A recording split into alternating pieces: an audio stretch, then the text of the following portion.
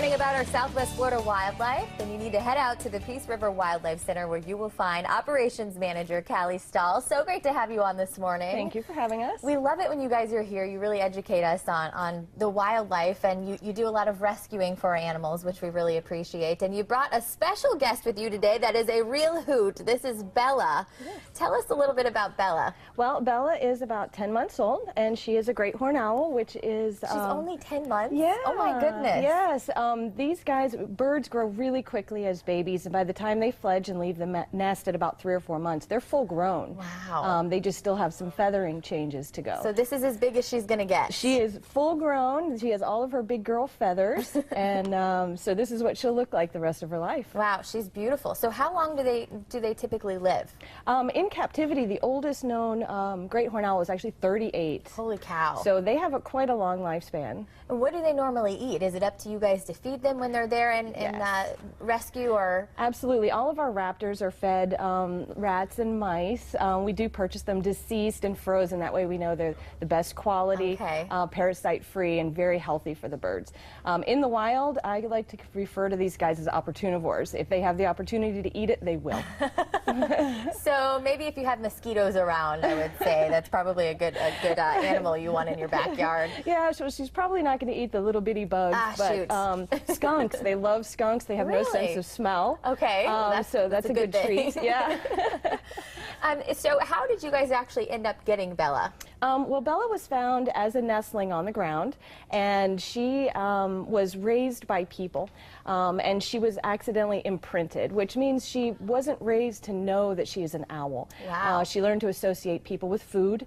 They did release her into the wild, which was unsuccessful. People with food, as in people are going to come and feed her anytime she's hungry? Okay. Yeah, for 2 weeks in the wild, she swooped down on people and ended up knocking on doors looking for handouts. Oh my gosh.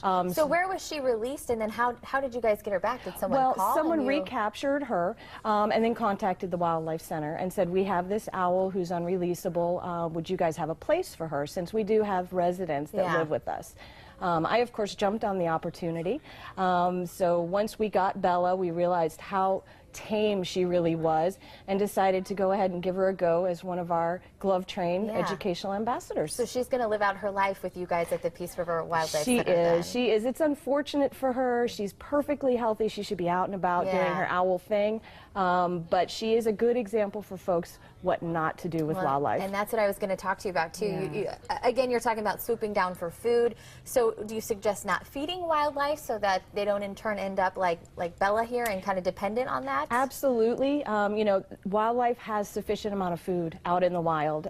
Anything that you do give them may not be the healthiest choice for them.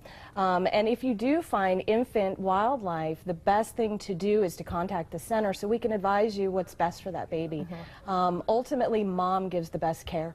And if we can get the baby back to mom, we're going to do that. If the baby's injured or we're unable to get it back to mom, then we have professionals who follow a strict protocol on how to raise these babies so that we can release them wild and independent. Very interesting. And along with wild animals, you know, they aren't pets, and I think it's important for people to know that they really shouldn't be caged up in your house. Like you said, they belong in the wild. Absolutely. You mentioned imprinting a couple seconds ago, and how do you use these? It's pretty interesting. Well, one of the things that we do at the center is we make sure that these animals grow up knowing that they're an animal, and they associate with other animals of their kind. So these are a couple of the masks that we use. This would be for a baby barred owl. When we go in to feed them in their kennel, we would wear a mask so that they associate a barred owl with, you know, the food. We also use mirrors and puppets. Really just protecting them that way. Absolutely. That way they don't see a person feeding them and they don't go out into the wild looking for people. Incredible. Incredible that you guys even know to do that. I love that. We've got just a couple seconds left. If you haven't been out to the Peace River Wildlife Center, Callie, what is it that they should come out for? Why should they come out and support you and see what you guys have to offer? Well, we provide a wonderful service to our community and the nature in our area. We also are big on education. We want people to come out and learn about these wonderful animals that are native to our area and how to respect them and encourage them to continue to be wild animals. And if you appreciate what they do, you guys, I know, depend on donations a lot to help take care of little birds, like big birds, I should say, like Bella and all kinds of other animals, too. Yes, so, absolutely. If they did want to donate, can they go to your website maybe to find more information? They sure can, peaceriverwildlifecenter.org. Callie, thank you so much. Bella, you did great. It was so great having you on. Very good to have you. We'll go ahead and send it over to Carly. All right, start your engines. The Daytona 500 is coming up, and the Morning Blend has got your ticket to all the action. Put your racing knowledge to the test with this trivia question. Who led the least amount of laps but still won the Daytona 500?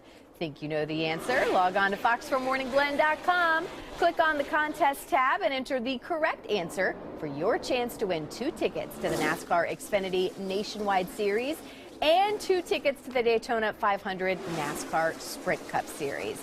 By the way, this is our last Daytona trivia question, so do not miss your chance to enter today. Log on to Fox4morningblend.com and submit your answer. Good luck. Well, release your inner swan. Up next, a mini makeover that requires no surgery and no downtime. Stay with us.